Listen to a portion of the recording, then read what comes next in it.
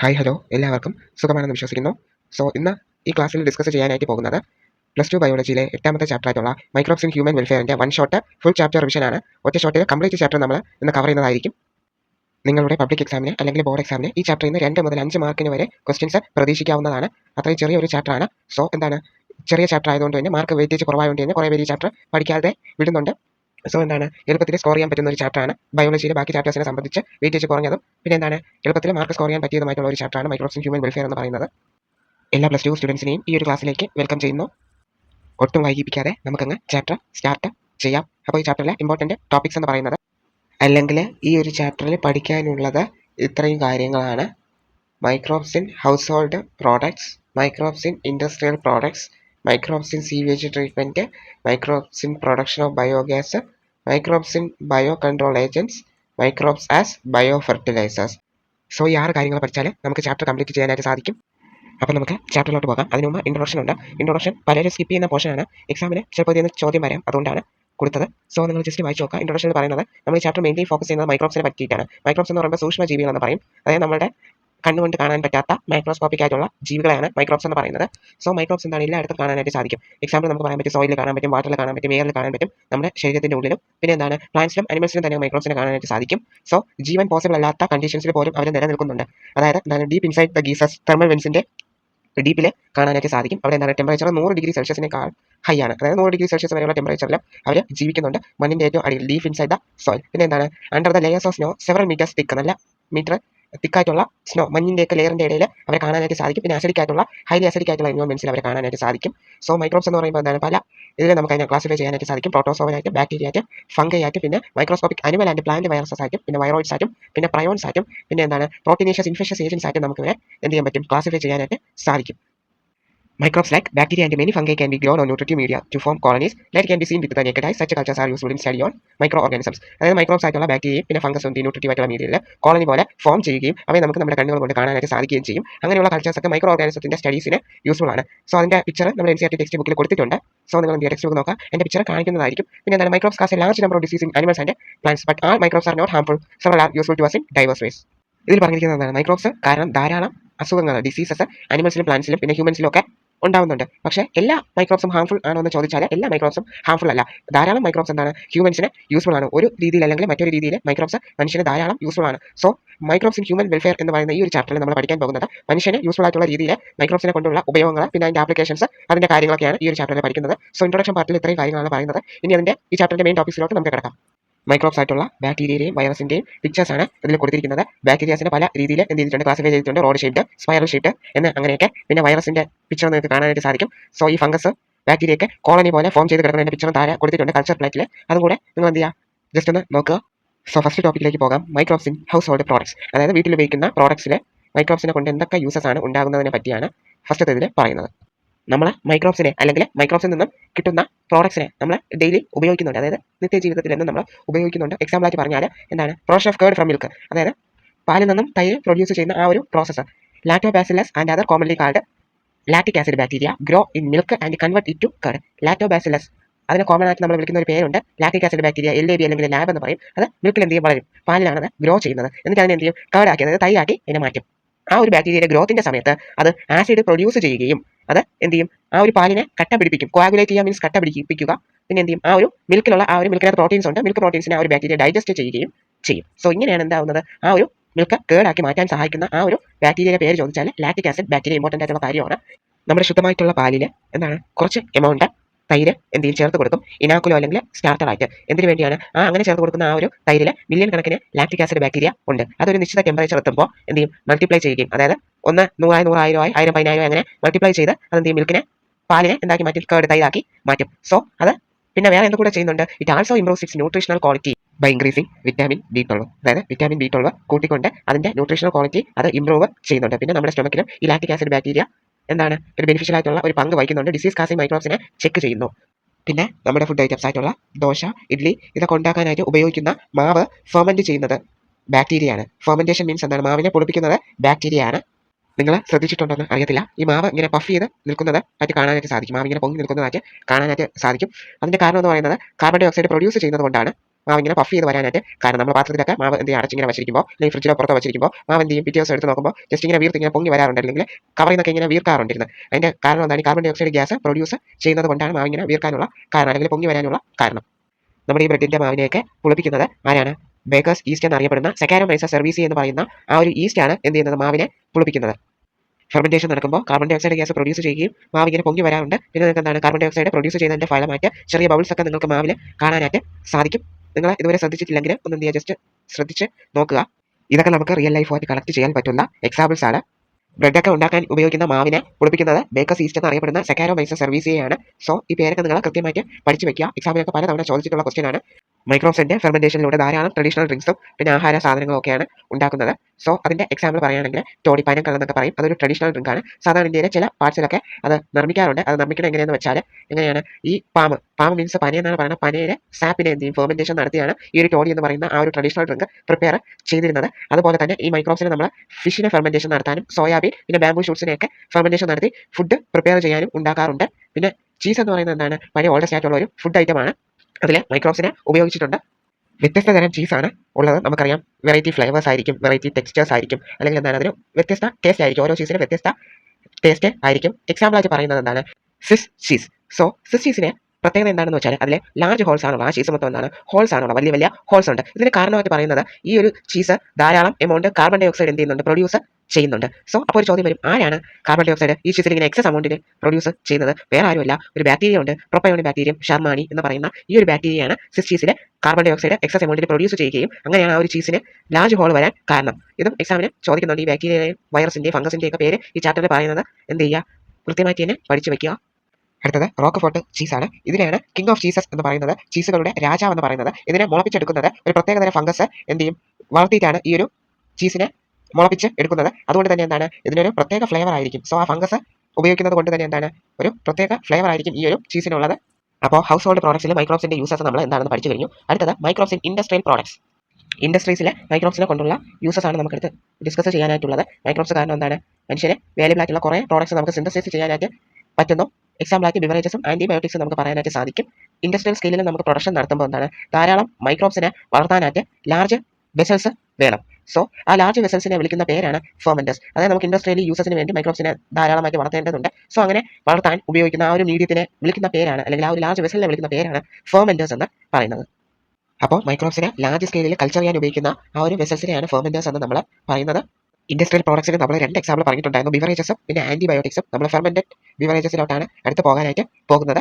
So microbes ആയിട്ടുള്ള east ഉപയോഗിക്കുന്നത് എന്തിനു വേണ്ടിയാണ്? നമുക്ക് വൈന്, ബിയർ, വിസ്കി, ബ്രാൻഡി അല്ലെങ്കിൽ റമ്മ് തുടങ്ങിയ ബിവറേജസ് ഒക്കെ പ്രൊഡ്യൂസ് ചെയ്യാൻ വേണ്ടിയാണ് ഈസ്റ്റ് ഉപയോഗിക്കുന്നത്. സോ ഇതിനു വേണ്ടി ഏത് ഈസ്റ്റാണ് ഉപയോഗിക്കുന്നത്? നമ്മൾ നേരത്തെ ഒരു ഈസ്റ്റ് പേര് പറഞ്ഞിട്ടുണ്ടായിരുന്നു, സക്കാരോമൈസസ് സെർവീസിയെ എന്ന് പറയുന്ന ഒരു ഈസ്റ്റാണ്. അതായത് ഈ ബ്രെഡ് മേക്കിങ്ങിനൊക്കെ ഉപയോഗിക്കുന്ന അതേ ഈസ്റ്റാണ് എന്ത് ചെയ്യുന്നത്? ഇവിടെയും ഉപയോഗിക്കുന്നത്. സോ ഇവിടെ അതിനെ കോമൺലി വിളിക്കുന്ന ഒരു പേരുണ്ട്, ബ്രീവേഴ്സ് ഈസ്റ്റ് എന്ന് പറയും. അപ്പോൾ നിങ്ങൾ എന്താണ് കൺഫ്യൂഷൻ ആവരുത്. സക്കാരോമൈസസ് സെർവീസിയെ 2 പേരിൽ അറിയപ്പെടും. ബേക്കേഴ്സ് ഈസ്റ്റ് എന്നും അറിയപ്പെടും, ബ്രീവേഴ്സ് ഈസ്റ്റ് എന്നും അറിയപ്പെടും. സോ രണ്ടും ചോദിച്ചാലും എന്താണ്? സക്കാരോമൈസസ് സെർവീസിയെയാണ് ആൻസർ ആയിട്ട് വരുന്നത്. അപ്പോൾ സക്കാരോമൈസസ് സെർവീസിയെ ബ്രെഡ് മേക്കിങ്ങിന് നമ്മൾ ഉപയോഗിക്കുന്നുണ്ട്. പിന്നെ എന്താണ്? അതിന്റെ ബ്രീവേഴ്സ് ഈസ്റ്റ് എന്ന് പറയും. അത് എന്തിനു വേണ്ടിയാണ് ഉപയോഗിക്കുന്നത്? Fermenting malted cereals and fruit juices to produce ethanol. ഈ മാൾട്ടഡ് ആയിട്ടുള്ള സെറിയൽസിനെയൊക്കെ പുളിപ്പിക്കാനും പിന്നെ എന്താണ്? ഫ്രൂട്ട് ജ്യൂസസിനെയൊക്കെ പുളിപ്പിച്ച് എത്തനോൾ ഉണ്ടാക്കാനും യൂസ് ചെയ്യുന്നുണ്ട്. ഫെർമെന്റേഷൻ നടത്താൻ വേണ്ടി നമ്മൾ ഉപയോഗിക്കുന്ന റാ മെറ്റീരിയലിന്റെ അടിസ്ഥാനത്തിലും പിന്നെ അതിന്റെ പ്രോസസ്സിംഗിന്റെ അടിസ്ഥാനത്തിലും, പ്രോസസ്സിംഗ് എന്ന് ഉദ്ദേശിക്കുന്നത് വിത്ത് ഓർ വിത്തൗട്ട് ഡിസ്റ്റിലേഷൻ, അതായത് ഡിസ്റ്റിലേഷൻ നടത്തിയും ഡിസ്റ്റിലേഷൻ നടത്താതെയും വ്യത്യസ്ത തരത്തിൽ അല്ലെങ്കിൽ വ്യത്യസ്ത രീതിയിലുള്ള ആൽക്കഹോളിക് ഡ്രിങ്ക്സ് നമുക്ക് എന്ത് ചെയ്യാൻ പറ്റും? ഒബ്റ്റെയിൻ ചെയ്യാനായിട്ട് സാധിക്കും, ഉണ്ടാക്കാനായിട്ട് സാധിക്കും. സോ എക്സാമ്പിൾ നോക്കിക്കഴിഞ്ഞാൽ wine and beer are produced without distillation. വൈനും ബിയറും ഒക്കെ ഡിസ്റ്റിലേഷന്റെ മലയാളം മീനിങ് വാറ്റുക എന്നാണ്. വാറ്റാതെ ഉണ്ടാക്കാൻ പറ്റുന്ന എന്താണ് പ്രോഡക്റ്റിന്റെ പേര് ചോദിച്ചാൽ വൈനും ബിയറും ആണ് ഡിസ്റ്റിലേഷൻ നടത്താതെ പ്രൊഡ്യൂസ് ചെയ്യാൻ പറ്റുന്നത്. ബാക്കി വിസ്കി, ബ്രാൻഡി പിന്നെ റമ്മും ഒക്കെ ഡിസ്റ്റിലേഷൻ നടത്തിയാണ് എന്ത് ചെയ്യുന്നത്? പ്രൊഡ്യൂസ് ചെയ്യുന്നത്. ഡിസ്റ്റിലേഷൻ പിന്നെ ഫെർമെന്റേഷൻ ഒക്കെ നടത്തിയിട്ടാണ് അത് എന്ത് ചെയ്യുന്നത്? പ്രൊഡ്യൂസ് ചെയ്യുന്നത്. ആ ഒരു എക്സാമ്പിൾ നോട്ട് ചെയ്ത് വെച്ചിരിക്കുക, എക്സാമിന് ചോദിച്ചിട്ടുള്ള ക്വസ്റ്റ്യൻ ആണ്. അടുത്തത് ആന്റിബയോട്ടിക്സ് ആണ്. അപ്പോൾ ആന്റിബയോട്ടിക്സിന് നമ്മൾ 20ാം നൂറ്റാണ്ടിന്റെ എന്താണ് ഒരു സിഗ്നിഫിക്കന്റ് ആയിട്ടുള്ള കണ്ടുപിടുത്തമായിട്ട് നമുക്ക് പറയാനായിട്ട് സാധിക്കും. കാരണം എന്താണ്? ഹ്യൂമൻസിന്റെ വെൽഫെയറിന് വേണ്ടി അത് ധാരാളം ഗുണം ചെയ്തിട്ടുണ്ട്. സോ ആന്റിബയോട്ടിക്സ് എന്ന് പറയുന്ന ഗ്രീക്ക് വേർഡായിട്ടുള്ള ആന്റിയും പിന്നെ ബയോയും കൂടെ ചേർന്നാണ് ഉണ്ടായിട്ടുള്ളത്. ആന്റി എന്ന് പറഞ്ഞാൽ എഗൻസ്റ്റ് എന്നാണ് അർത്ഥം, ബയോ മീൻസ് ലൈഫ്. സോ നമുക്ക് ഇതിനെ ഒരുമിച്ച് പറയാം, എഗൻസ്റ്റ് ലൈഫ്. അതെന്താണ്? ജീവന് എതിരായിട്ട്. സോ മനുഷ്യന്റെ കാര്യത്തിലല്ല ജീവനെതിരായിട്ട്, in the context of disease causing microbes, രോഗം പരത്തുന്ന അല്ലെങ്കിൽ രോഗത്തിന് കാരണമാകുന്ന ആ മൈക്രോ ഓർഗാനിസത്തിന് എതിരായിട്ടുള്ള ഒരു ഇതാണ് ഈ ആന്റിബയോട്ടിക്സ് എന്ന് പറയുന്നത്. സോ നമ്മൾ മനുഷ്യർക്ക് എന്താണ്? They are pro life and not against എന്ന് പറഞ്ഞാൽ എന്താണ്?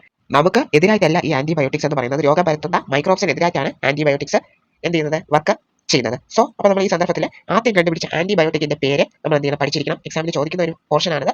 സോ ദ ഫസ്റ്റ് ആന്റിബയോട്ടിക് ഏതാണെന്ന് ചോദിച്ചാൽ പെൻസിലിൻ ആണ്. സോ അത് കണ്ടുപിടിച്ചത് എന്താണ്, നോർമൽ രീതിയിലല്ല, അതായത് എന്താണ്, സാധാരണ ഒരു രീതിയിലല്ല കണ്ടുപിടിച്ചത്. അബദ്ധവശാലാണ് ഈ ഒരു പെൻസിലിൻ എന്ന് പറയുന്ന ആന്റിബയോട്ടിക് കണ്ടുപിടിക്കാനായിട്ട് ഇടയായത്. സോ കണ്ടുപിടിച്ച ആൾ ആരാണെന്ന് ചോദിക്കും. സോ നിങ്ങൾ അറിഞ്ഞിരിക്കണം ആരാണ് ഈ പെൻസിലിൻ എന്ന് പറയുന്ന ആന്റിബയോട്ടിക് കണ്ടുപിടിച്ചത്.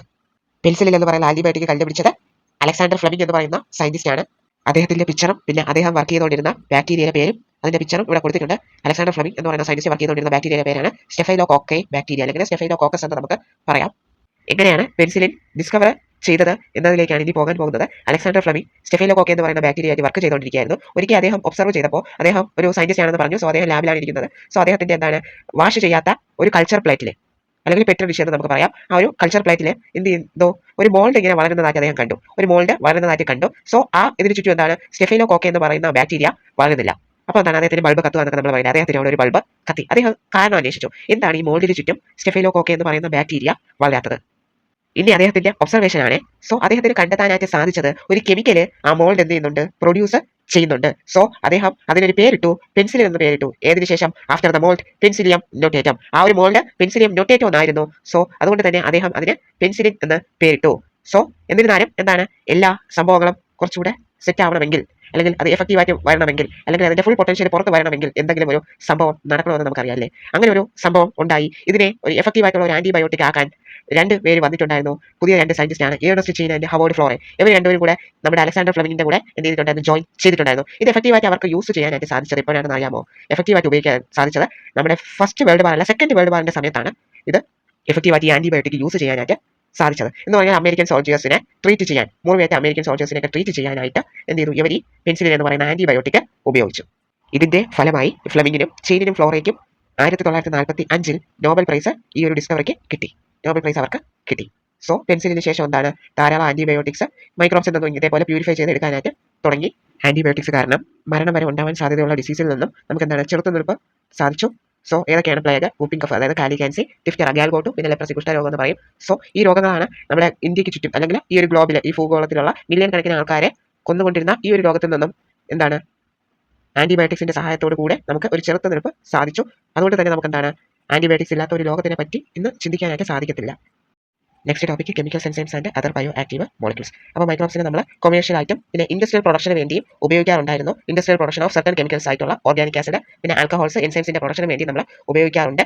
So examples of acid producers are, acid പ്രൊഡ്യൂസേഴ്സിന്റെ എക്സാമ്പിൾ. സോ ഈ എക്സാമ്പിൾസ് ഒക്കെ നിങ്ങൾ കാണാതെ പഠിക്കണം. ആസ്പെർജില്ലസ് നിഗർ എന്ന് പറയുന്നത് ഫംഗസ് ആണ്, സിട്രിക് ആസിഡിലുള്ള ഫംഗസ് ആണ്. ആസ്പെർജില്ലസ് നിഗർ എന്ന് പറയും ഒരു ഫംഗസ് ആണ്. അടുത്തത് അസറ്റോബാക്ടർ അസറ്റെ, അതൊരു ബാക്ടീരിയയാണ് അസറ്റിക് ആസിഡിൽ ഉള്ളത്. അപ്പോൾ ആസ്പെർജില്ലസ് നിഗർ എന്ന് പറയുമ്പോൾ എന്താണ്, അതൊരു ഫംഗസ് ആണെന്ന് ഓർക്കണം, സിട്രിക് ആസിഡിലാണെന്ന് ഓർക്കണം. അസറ്റോബാക്ടർ അസറ്റെ എന്ന് പറയുമ്പോൾ എന്താണ്, അസറ്റോ വെച്ച് ഓർത്താൽ ആദ്യം അതൊരു ബാക്ടീരിയയാണ്. അസറ്റോ എന്താണ്, അസറ്റിക് ആസിഡ്, അത് അസറ്റിക് ആസിഡിൽ ഉള്ളതാണെന്ന് ഓർക്കണം. അടുത്തത് ക്ലോസ്ട്രിഡിയം ബ്യൂട്ടൈലിക്കം എന്ന് പറഞ്ഞാൽ അത് ബാക്ടീരിയ തന്നെയാണ്, ബ്യൂട്രിക് ആസിഡിലുള്ള ബാക്ടീരിയയാണ് ക്ലോസ്ട്രിഡിയം ബ്യൂട്ടൈലിക്കം.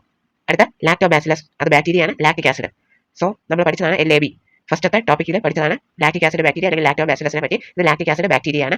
സോ ലാസ്റ്റ്ലി നമുക്ക് പറയാനുള്ളത് ഈസ്റ്റ്, സക്കാരോമൈസസ് സെർവീസിയെ.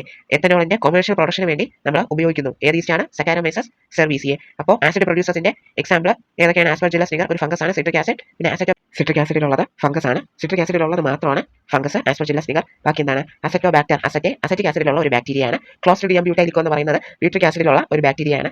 അടുത്ത ലാക്ടോബാസിലസ് എന്ന് പറഞ്ഞാൽ ലാക്ടിക് ആസിഡിലുള്ള ഒരു ബാക്ടീരിയയാണ്. ഇതിൽ സിട്രിക് ആസിഡിൽ മാത്രമാണ് ഫംഗസ് വരുന്നത്. ബാക്കി അസറ്റിക് ആസിഡ്, ബ്യൂട്ടൈറിക് ആസിഡ് അല്ലെങ്കിൽ ബ്യൂട്രിക് ആസിഡ് എന്ന് നമുക്ക് പറയാം, ലാക്ടിക് ആസിഡ്, ഇതൊക്കെ എന്താണ്, ബാക്ടീരിയയാണ് വരുന്നത്. സോ എന്താണ്, ഈ ക്ലോസ്ട്രിഡിയം ബ്യൂട്ടൈലിക്കത്തിന് എന്താണ്, ആ ബ്യൂട്ടൈൽ എന്ന് നിങ്ങൾ ഓർത്ത് വയ്ക്കുക. എന്ന് പറഞ്ഞാൽ എന്താണ്, ബ്യൂട്ടൈറിക് ആസിഡ് ആണെന്ന് നിങ്ങൾക്ക് അങ്ങനെ എന്ത് ചെയ്യുക, ഓർത്ത് വെച്ചിരിക്കുക. പിന്നെ ലാക്ടോബാസിലസ് നമുക്കറിയാം ആ ലായിൽ തന്നെ ഉണ്ട് ലാക്ടിക് ആസിഡ് ആണെന്ന്. ഇതുവരെ നമ്മൾ നോക്കിയ എക്സാമ്പിൾ ആസിഡ് പ്രൊഡ്യൂസേഴ്സിന്റെ ആണ്. ഇനി നമുക്ക് എന്താണ്, എൻസൈമിന്റെ പ്രൊഡക്ഷന് വേണ്ടി മൈക്രോബ്സിനെ ഉപയോഗിക്കാൻ പറ്റും എന്ന് അതിലോട്ട് എന്ത് ചെയ്യാം, പോകാം. അപ്പോൾ മൈക്രോബ്സിനെ പറഞ്ഞ പോലെ എന്താണ്, എൻസൈമിന്റെ പ്രൊഡക്ഷന് വേണ്ടിയും ഉപയോഗിക്കാറുണ്ട്. സോ എന്താണ്, lipases are used in detergent formulations and are helpful in removing oil stains from the laundry. നമ്മുടെ ഡ്രസ്സിലുള്ള എന്താണ്, ഈ ഓയിൽ സ്റ്റെയിൻ ഒക്കെ റിമൂവ് ചെയ്യാനായിട്ട് ലിപ്പൈസ് ഉപയോഗിക്കാറുണ്ട്. പിന്നെ bottled fruit juices bought from market are clear as compared to those made at home. നമ്മൾ കടയിൽ നിന്ന് വാങ്ങിക്കുന്ന അല്ലെങ്കിൽ മാർക്കറ്റിൽ നിന്ന് വാങ്ങിക്കുന്ന ബോട്ടിൽഡ് ഫ്രൂട്ട് ജ്യൂസസ് ഒക്കെ എന്താണ്, വീട്ടിലുണ്ടാക്കുന്ന ജ്യൂസസിനെ കാട്ടി ക്ലിയർ ചെയ്ത് നിൽക്കുക അല്ലെങ്കിൽ തെളിഞ്ഞ് നിൽക്കും. നമ്മൾ വീട്ടിലുണ്ടാക്കുന്ന ഫ്രൂട്ട്സ് ജ്യൂസ്, മാംഗോ ജ്യൂസ് ഒക്കെ ഉണ്ടാക്കിയാൽ അത് ഇത്തിരി കട്ടിയായിട്ടൊക്കെ ഉണ്ടാവും. പക്ഷേ കടയിൽ നിന്ന് വാങ്ങിക്കുമ്പോൾ എന്താണ്, അത് തെളിഞ്ഞ് നിൽക്കും. അതിന് കാരണം എന്ന് പറയുന്നത് എന്താണ്, ബോട്ടിൽഡ് ജ്യൂസസിനെ പെക്റ്റിനേസ് അല്ലെങ്കിൽ പെക്റ്റിനേസസും പിന്നെ പ്രോട്ടിയേസസും വെച്ച് എന്ത് ചെയ്യുന്നുണ്ട്, ക്ലാരിഫൈ ചെയ്യുന്നുണ്ട് അല്ലെങ്കിൽ ക്ലിയർ ചെയ്യുന്നത് കൊണ്ടാണ് അതിങ്ങനെ തെളിഞ്ഞ് നിൽക്കാനുള്ള കാരണം. സോ അത് നിങ്ങൾ എന്ത് ചെയ്യുക, പഠിച്ച് വെക്കുക. അടുത്ത streptokinase produced by the bacteria streptococcus. and modified by genetic engineering is used as a clot buster for removing clots from the blood vessels of patients who have undergone myocardial infarction leading to heart attack. Means streptococcus എന്ന് പറയുന്ന ഒരു bacteria ഉണ്ട്. അതിൽ നിന്നാണ് streptokinase produce ചെയ്യുന്നത്. അതിനെ genetically modify ചെയ്ത് എന്ത് ചെയ്യുന്നുണ്ട്, ക്ലോട്ട് ബസ്റ്ററായിട്ട് യൂസ് ചെയ്യുന്നുണ്ട്. എന്തിനു വേണ്ടി? ക്ലോട്ട്സ് ഒക്കെ പേഷ്യൻസിന്റെ ബ്ലഡ് വെസൽസിൽ നിന്ന് റിമൂവ് ചെയ്യാൻ. ഹാർട്ട് അറ്റാക്കിന് വരെ കാരണമായേക്കാവുന്ന മയോകാർഡിയൽ ഇൻഫാക്ഷൻ ഉള്ള പേഷ്യൻസിനാണ് ഈ സ്ട്രെപ്റ്റോകൈനേസ് എന്ത് ചെയ്യുന്നത്, യൂസ് ചെയ്യുന്നത്, ക്ലോട്ട് ബസ്റ്ററായിട്ട് കൊടുക്കുന്നത് മയോകാർഡിയൽ ഇൻഫാക്ഷൻ ഉള്ള പേഷ്യൻസിനാണ്. അതായത് ബ്ലഡ് വെസൽസിലെ ക്ലോട്ട്സ് ഒക്കെ ഇങ്ങനെ അടിഞ്ഞുകൂടി ബ്ലഡ് ഒന്ന് ഫ്ലോ ചെയ്യാത്ത അവസ്ഥയായിരിക്കും. സോ ക്ലോട്ടിനെ റിമൂവ് ചെയ്യാനായിട്ട് സ്ട്രെപ്റ്റോകൈനേസ് എന്ത് ചെയ്യും, കൊടുക്കും. സോ അനദർ ബയോ ആക്റ്റീവ് മോളിക്യൂളാണ് സൈക്ലോസ്പോറിൻ എ എന്ന് പറഞ്ഞാൽ എന്താണ്, ഒരു ഇമ്മ്യൂണോ സപ്രസീവ് ഏജന്റ് ആയിട്ട് ഓർഗൻ ട്രാൻസ്പ്ലാന്റ് ചെയ്യാൻ നിൽക്കുന്ന പേഷ്യൻസിന് എന്ത് ചെയ്യുന്നത്, കൊടുക്കുന്നുണ്ട്. സോ അത് പ്രൊഡ്യൂസ് ചെയ്യുന്ന ഒരു ഫംഗസ് ആണ്. ഫംഗസിന്റെ പേര് ട്രൈക്കോഡെർമ പോളിസ്പോറം. ട്രൈക്കോഡെർമ പോളിസ്പോറം എന്ന് പറയുന്ന ഒരു ഫംഗസിൽ നിന്നാണ് സൈക്ലോസ്പോറിൻ എ എടുക്കുന്നത്. അത് ഓർഗൻ ട്രാൻസ്പ്ലാന്റ് പേഷ്യൻസിന് ഒരു ഇമ്മ്യൂണോ സപ്രസീവ് ഏജന്റ് ആയിട്ട് യൂസ് ചെയ്യും. അടുത്തത് സ്റ്റാറ്റിൻസ് ആണ്. സ്റ്റാറ്റിൻസിനെ പ്രൊഡ്യൂസ് ചെയ്യുന്ന ഈസ്റ്റിന്റെ പേര് മൊണസ്കസ് പർപ്യൂരിയസ് എന്നാണ്. അത് ബ്ലഡ് കൊളസ്ട്രോൾ ലോവറിംഗ് ഏജന്റ് ആയിട്ട് ആക്ട് ചെയ്യും. കൊളസ്ട്രോൾ സിന്തസൈസ് ചെയ്യുന്ന എൻസൈമിനെ എന്ത് ചെയ്യും, ഇത് ഇൻഹിബിറ്റ് ചെയ്യും. നെക്സ്റ്റ് ടോപ്പിക്കാണ് മൈക്രോബ്സ് ഇൻ സീവേജ് ട്രീറ്റ്മെന്റ്. നമുക്കറിയാം ലാർജ് ക്വാണ്ടിറ്റി വേസ്റ്റ് ആണ് നമുക്ക് ചുറ്റും എന്താണ് ഡെയിലി സിറ്റികളിൽ നിന്നും ടൗണുകളിൽ നിന്നും എന്ത് ചെയ്യുന്നത്, ജനറേറ്റ് ചെയ്യുന്നത്. അതിലെ മേജർ കമ്പോണന്റ് ഏതാണ്, ഹ്യൂമൻ എക്സ്ക്രീറ്റേ ആണ്. സോ ഇങ്ങനെയുള്ള മുനിസിപ്പൽ വേസ്റ്റ് വാട്ടറിനെ ആണ് നമ്മൾ സീവേജ് എന്ന് പറയുന്നത്. അതിൽ എന്തൊക്കെയുണ്ട്, large amount of organic matter and microbe. ധാരാളം ഓർഗാനിക് മാറ്ററും പിന്നെ മൈക്രോബ്സും ഉണ്ട്. Many of which are pathogenic. കൂടുതലുള്ള അതിലുള്ള എത്ര എന്താണ്, പാത്തോജനിക് ആണ് എന്ന് പറഞ്ഞാൽ ഡിസീസ് മനുഷ്യന് പകർത്തുന്ന ഡിസീസ് കാസിംഗ് മൈക്രോബ്സിനെയാണ് പാത്തോജൻസ് എന്ന് പറയുന്നത്.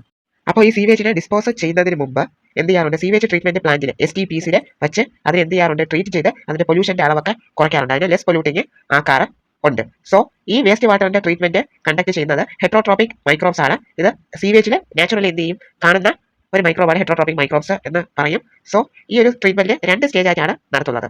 ഫസ്റ്റ് അത് പ്രൈമറി ട്രീറ്റ്മെന്റും സെക്കൻഡ് സെക്കൻഡറി ട്രീറ്റ്മെന്റും. പ്രൈമറി ട്രീറ്റ്മെന്റിൽ ചെയ്യുന്നത് സീവേജിലുള്ള വലുതും ചെറുതുമായിട്ടുള്ള പാർട്ടിക്കിൾസിനെ ഫിസിക്കലി റിമൂവ് ആണ് ചെയ്യുന്നത്. ഫിൽട്രേഷൻ വഴി പിന്നെ സെഡിമെന്റേഷൻ വഴി. ഫിൽട്രേഷൻ എന്ന് പറയുമ്പോൾ എന്താണ്, അരിച്ചെടുക്കുക. സെഡിമെന്റേഷൻ എന്ന് പറയുമ്പോൾ എന്താണ്, വന്ന് അടിയുന്നതിനനുസരിച്ച് റിമൂവ് ചെയ്യാനായിട്ട് സാധിക്കും. ഇതിൽ ഓരോ സ്റ്റേജ് ആയിട്ട് റിമൂവ് ചെയ്യാറുണ്ട്. വെള്ളത്തിൽ പൊങ്ങിക്കിടക്കുന്ന ആ ഒരു വേസ്റ്റിലേക്ക് സീക്വൻഷ്യൽ ഫിൽട്രേഷൻ വഴിയാണ് റിമൂവ് ചെയ്യുന്നത്. പിന്നെ എന്താണ്, ഗ്രിറ്റ് എന്ന് പറയുമ്പോൾ മണ്ണും പിന്നെ ചെറിയ കല്ലുകളും ഇതിനെയൊക്കെ സെഡിമെന്റേഷൻ വഴി റിമൂവ് ചെയ്യിപ്പിക്കും. സോ എന്താണ്, all solids settled from the primary sludge and the supernatant forms the effluent. അതായത് അടിയിൽ സെറ്റിൽ ആവുന്ന എല്ലാ സോളിഡ്സും കൂടെ എന്തായിട്ട് മാറും, പ്രൈമറി സ്ലഡ്ജ് ആയിട്ട് മാറും. പിന്നെ എന്താണ്, അതിന്റെ പൊട്ടും പൊടികളൊക്കെ ഉണ്ടെങ്കിൽ എന്തായിട്ട് മാറും, എഫ്ലുവന്റ് ആയിട്ട് മാറും. So the effluent from the primary settling tank is taken for secondary treatment. Primary settling ടാങ്കിലുള്ള ഈ ഒരു എഫ്ലുവന്റിനെ സെക്കൻഡറി ട്രീറ്റ്മെന്റിന് വേണ്ടി എന്ത് ചെയ്യും, എടുത്ത് കൊണ്ടുപോകും. അടുത്തത് സെക്കൻഡറി ട്രീറ്റ്മെന്റ് അല്ലെങ്കിൽ ബയോളജിക്കൽ ട്രീറ്റ്മെന്റ് ആണ്. സെറ്റിലായ സോളിഡ്സ് എല്ലാം കൂടെ ചേർന്നിട്ടുള്ള പ്രൈമറി എഫ്ലുവന്റിനെ വലിയ ഏരിയേഷൻ ടാങ്കിൽ പാസ് ചെയ്യുകയും അതിനെന്ത് ചെയ്യും, constantly agitated mechanically and air is pumped into it. Constant ആയിട്ട് അതിനെ എങ്ങനെ അജിറ്റേറ്റ് ചെയ്യും. അജിറ്റേറ്റ് മീൻസ് അതിനെ ഇങ്ങനെ ഇളക്കുകയും അതിലോട്ട് എന്ത് ചെയ്യും, എയറിനെ പമ്പ് ചെയ്ത് വിടുകയും ചെയ്യും. സോ എന്താണ്, ഇങ്ങനെ വിടുന്ന സാഹചര്യത്തിൽ എന്താണ്, അവിടെ എയറോബിക് മൈക്രോബ്സ് എന്താണ് വിഗറസ് ആയിട്ട് അവിടെ വളരുകയും ഒരു മെഷ് ലൈക്ക് സ്ട്രക്ചർ, അതായത് ഫംഗൽ ഫിലമെന്റ്സ് എല്ലാം കൂടെ ചേർന്ന് ബാക്ടീരിയയിലെ ഫംഗൽ ഫിലമെന്റ്സ് എല്ലാം കൂടെ ചേർന്ന് ഒരു മെഷ് ലൈക്ക് സ്ട്രക്ചർ അവിടെ ഫോം ചെയ്യും. അതിനെയാണ് ഫ്ലോക്സ് എന്ന് പറയുന്നത്. അതായത് ഇങ്ങനെ ചെയ്യുമ്പോൾ എന്താണ്, ബാക്ടീരിയ അവിടെ വളരെ വലിയ എമൗണ്ടിൽ അവിടെ വളരുകയും എന്താണ്, ഫംഗൽ ഫിലമെന്റ് പോലെ ഒരു കോളനി പോലെ മെഷ് ലൈക്ക് സ്ട്രക്ചർ പോലെ ഉണ്ടാകുകയും അതിന് ഫ്ലോക്സ് എന്ന് പറയും. അപ്പോൾ ഫ്ലോക്സിന്റെ ഡെഫിനിഷൻ ഇങ്ങനെയാണ്, masses of bacteria associated with fungal filaments to form mesh like structure.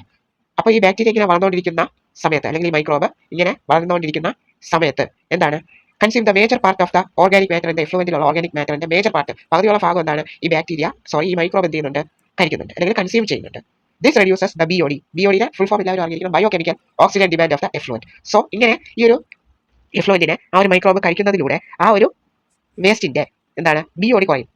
Biochemical oxygen demand എന്ത് ചെയ്യും, കുറയും.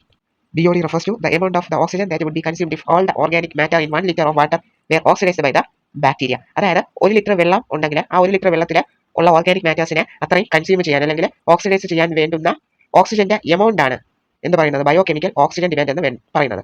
ആ ഒരു ബാക്ടീരിയയ്ക്ക് ഇത്രയുള്ള ആ ഒരു ഓർഗാനിക് വേസ്റ്റിനെ എന്ത് ചെയ്യാൻ, കൺസ്യൂം ചെയ്യാൻ ആവശ്യമായിട്ടുള്ള ഓക്സിജന്റെ എമൗണ്ടിനെയാണ് ബയോകെമിക്കൽ ഓക്സിജൻ ഡിമാൻഡ് എന്ന് പറയുന്നത്. അപ്പോൾ the sewage water is treated till the BOD is reduced. BOD കുറയുന്നത് വരെ അല്ലെങ്കിൽ ആ വേസ്റ്റിനകത്തുള്ള ആ എഫ്ലുവന്റിനകത്തുള്ള ഓർഗാനിക് മാറ്റേഴ്സ് എല്ലാം റിമൂവ് ആവുന്നത് വരെ എന്ത് ചെയ്യും, ആ സീവേജിനെ ട്രീറ്റ് ചെയ്യും. BOD കുറഞ്ഞാൽ എന്താണ്, പൊല്യൂഷൻ കുറവാണ്. BOD കൂടുതലുള്ള വെള്ളത്തിന് അല്ലെങ്കിൽ സീവേജിന് മോർ പൊല്യൂട്ടിംഗ് ആണ്. BOD കുറഞ്ഞാൽ പൊല്യൂഷൻ കുറയും. അതിനനുസരിച്ച് സെക്കൻഡറി ട്രീറ്റ്മെന്റിന്റെ ഒരു ഡയഗ്രാം കൊടുത്തിട്ടുണ്ട്. സോ BOD ടെസ്റ്റ് വെച്ച് അറിയാനായിട്ട് സാധിക്കും എത്ര എമൗണ്ട് ഓക്സിജൻ ആണ് മൈക്രോ ഓർഗാനിസം അപ്ടേക്ക് ചെയ്തത്, ഇത്ര സാമ്പിൾ വെള്ളത്തിലുള്ള എന്താണ് ഓർഗാനിക് കമ്പോണൻസിനെ എന്ത് ചെയ്യാൻ, ഡൈജസ്റ്റ് ചെയ്യാൻ അല്ലെങ്കിൽ കൺസ്യൂം ചെയ്യാൻ വേണ്ടി. സോ അതുകൊണ്ട് തന്നെ പറയാം BOD എന്ന് പറഞ്ഞാൽ വെള്ളത്തിൽ പ്രസന്റ് ആയിരിക്കുന്ന ഓർഗാനിക് മാറ്ററിന്റെ മെഷറാണ് BOD എന്ന് പറയുന്നത്. So greater the BOD of waste water more is it polluting potential. So waste വാട്ടറിന്റെ BOD ബയോകെമിക്കൽ ഓക്സിജൻ ഡിമാൻഡ് കൂടുതലാണെങ്കിൽ അതിന്റെ പൊല്യൂട്ടിംഗ് പൊട്ടൻഷ്യലും കൂടും. BOD കുറഞ്ഞിരുന്നാൽ വേസ്റ്റ് വാട്ടറിന്റെ എന്താണ്, പൊല്യൂഷനും കുറയും. Once B O D reduce ഒരിക്കൽ ബി ഒ ഡി കുറഞ്ഞു കഴിഞ്ഞാൽ എഫ്ലുവന്റിനെ എങ്ങോട്ട് പാസ് ചെയ്യും? ഒരു സെറ്റിലിംഗ് ടാങ്കിലേക്ക് പാസ് ചെയ്യുകയും വേറെ bacterial flocs are allowed to sediment. Bacterial ഫ്ലോക്സിനെയൊക്കെ എന്ത് സെഡിമെന്റ് ചെയ്യാനായിട്ട് അലോ ചെയ്യും. സോ ഈ സെഡിമെന്റിനെ വിളിക്കുന്ന പേരാണ് ആക്ടിവേറ്റഡ് സ്ലഡ്ജ് എന്ന് പറയും. സോ ഈ ഒരു ആക്ടിവേറ്റഡ് സ്ലഡ്ജിന്റെ ഒരു ചെറിയ ഭാഗം, അങ്ങനെ സെഡിമെന്റ് ആയിട്ടുള്ള ആക്ടിവേറ്റഡ് സ്ലഡ്ജിന്റെ ഒരു ചെറിയ എമൗണ്ട് എന്ത് ചെയ്യും? ഏരിയേഷൻ ടാങ്കിൽ തിരികെ പമ്പ് ചെയ്ത് കയറ്റുകയും ഇനോക്കുലമായിട്ട് എന്ത് ചെയ്യും? ഉപയോഗിക്കുകയും ചെയ്യും. ഇനോക്കുലം എന്ന് പറയുന്ന ഒരു സ്റ്റാർട്ടറായിട്ട് എന്ത് ഉപയോഗിക്കുകയും ചെയ്യും. ഈ ബാക്കി വന്ന റിമൈനിങ് ആയിട്ടുള്ള major part of the sludge is pumped back into large tanks called anaerobic sludge digesters. ബാക്കി വന്ന മേജർ പാർട്ട് ഓഫ് ദ സ്ലഡ്ജിനെ എന്ത് ചെയ്യും? വലിയ ടാങ്കിനെ തിരിച്ച് പമ്പ് ചെയ്ത് വിടും. അതിനെ വിളിക്കുന്ന പേരാണ് അനേറോബിക് സ്ലഡ്ജ് ഡൈജസ്റ്റേഴ്സ്. എന്ന് പറഞ്ഞാൽ എന്താണ്? സ്ലഡ്ജിനെ ഡൈജസ്റ്റ് ചെയ്യാൻ ഉള്ളതാണ്. അപ്പം ബാക്ടീരിയാസ് ഒക്കെ അവിടെ കൂടുതലായിരിക്കും. സോ ഇതാണ് here other kinds of bacteria grown anaerobically. എന്ന് പറഞ്ഞാൽ എന്താണ്? ഓക്സിജന്റെ പ്രസൻസിൽ അല്ലാതെ ബാക്ടീരിയ എന്ത് ചെയ്യും? ഗ്രോ ചെയ്യുകയും എന്ത് ചെയ്യും? ഡൈജസ്റ്റ് ബാക്ടീരിയ ആൻഡ് ഫംഗി എന്ന സ്ലഡ്ജിലുള്ള ബാക്ടീരിയ ഫംഗസിനെയൊക്കെ ഡൈജസ്റ്റ് ചെയ്യുകയും ചെയ്യും. ഇങ്ങനെ അനേറോബിക്കലി ഡൈജസ്റ്റ് ചെയ്തുകൊണ്ടിരിക്കുന്ന സമയത്ത് ബാക്ടീരിയ എന്ത് ചെയ്യും? മിക്സ്ചർ ഓഫ് ഗ്യാസസിനെ പ്രൊഡ്യൂസ് ചെയ്യും. ഏതൊക്കെ ഗ്യാസസ് ആണ്? Methane, hydrogen sulphide, carbon dioxide. So ഈ 3 ഗ്യാസും കൂടെ ചേർന്നാണ് എന്താവുന്നത്? ബയോഗ്യാസ് ആയിട്ട് മാറുന്നത്. And can be used as a source of energy source ആയിട്ട് നമുക്ക് ഉപയോഗിക്കാൻ പറ്റും. ആൻഡ് ഇറ്റ് ഈസ് ഇൻഫ്ലൈമബിൾ ആണ്. ആ ബാക്ടീരിയ പ്രൊഡ്യൂസ് ചെയ്യുന്ന ഗ്യാസസ് ഏതൊക്കെയാണ്? Methane, hydrogen sulphide and carbon dioxide. ഈ ഗ്യാസസ് കൂടെ ചേർന്നാണ് ബയോഗ്യാസ് ഫോം ചെയ്യുന്നത്. അത് കഴിഞ്ഞിട്ട് എന്താണ്? Effluent from the secondary treatment plant is generally released into natural water bodies like rivers and streams. Secondary treatment കഴിഞ്ഞ ആ ഒരു എഫ്ലുവന്റിനെ നാച്ചുറൽ വാട്ടർ ബോഡീസ് ആയിട്ടുള്ള റിവേഴ്സ് പുഴകളിലും ആൻഡ് സ്ട്രീംസ് അരുവികളിലും ഒക്കെ റിലീസ് ചെയ്യും. നിങ്ങൾ ശ്രദ്ധിക്കേണ്ട ഒരു കാര്യം, BOD bio chemical oxygen demand കുറഞ്ഞതിന് ശേഷം മാത്രമേ എന്ത് ചെയ്യാൻ പാടുള്ളൂ? നാച്ചുറൽ വാട്ടർ ബോഡീസിലോട്ട് റിലീസ് ചെയ്യാൻ പാടുള്ളൂ. BOD കൂടുതലാവുന്ന സാഹചര്യത്തിൽ എന്ത് ചെയ്യും? ഒഴുക്കി വിട്ടാൽ അതിലുള്ള വാട്ടർ എന്ത് ചെയ്യും? പൊല്യൂട്ടിംഗ് ആയിപ്പോവും. സോ എന്ത് ചെയ്യുക? BOD കുറഞ്ഞതിന് ശേഷം മാത്രമേ എന്ത് ചെയ്യാവൂ? വാട്ടറിലോട്ട് റിലീസ് ചെയ്യാവൂ. മൈക്രോബ്സ് ഒരു പ്രധാന പങ്കാണ് വഹിക്കുന്നത്. Treat millions of gallons of waste water every day and no man made technology to rival. അതായത് എന്താണ്? മില്യൺ കണക്കിന് വേസ്റ്റ് വാട്ടറാണ് എന്നും ട്രീറ്റ് ചെയ്യുന്നത്. എന്താണ്? മനുഷ്യനിർമ്മിതമായിട്ടുള്ള ടെക്നോളജി ഒന്നും അതിന് ഇല്ല. Due to increasing urbanisation sewage is produced in large quantities and ever and the number of treatment plants are lower. Urbanisation കൂടുന്നതിന്റെ അടിസ്ഥാനത്തിൽ മീൻസ് പോപ്പുലേഷൻ കൂടുന്നതിന്റെ അടിസ്ഥാനത്തിൽ എന്താണ്? സീവേജ് വൻതോതിൽ വർദ്ധിക്കാറുണ്ട്. അതുകൊണ്ട് തന്നെ എന്താണ്? സീവേജ് ട്രീറ്റ്മെന്റ് പ്ലാന്റ്സിന്റെ എണ്ണവും കുറവാണ്. So the untreated sewage is discharged directly into the rivers leading to pollution and increasing water borne disease. അതുകൊണ്ട് തന്നെ സീവേജ് ഒന്ന് നേരെ ട്രീറ്റ് ചെയ്യാതെ വെള്ളത്തിലോട്ട് ഡയറക്ട്ലി ഡിസ്ചാർജ് ചെയ്ത് വിടുകയും പൊല്യൂഷന് കാരണം പിന്നെ എന്താണ്? ജലജന്യ രോഗങ്ങൾ വാട്ടർ ബോൺ ഡിസീസസിന് കാരണമാവുകയും ചെയ്യും. Ministry of environment and forest എന്ത് ചെയ്തു? ഗംഗ ആക്ഷൻ പ്ലാനും യമന ആക്ഷൻ പ്ലാനും കൊണ്ടുവന്നു. എന്തിനു വേണ്ടിയാണ്? നമ്മുടെ രാജ്യത്തുള്ള ഈ പ്രധാനപ്പെട്ട നദികളെ എന്ത് ചെയ്യാൻ?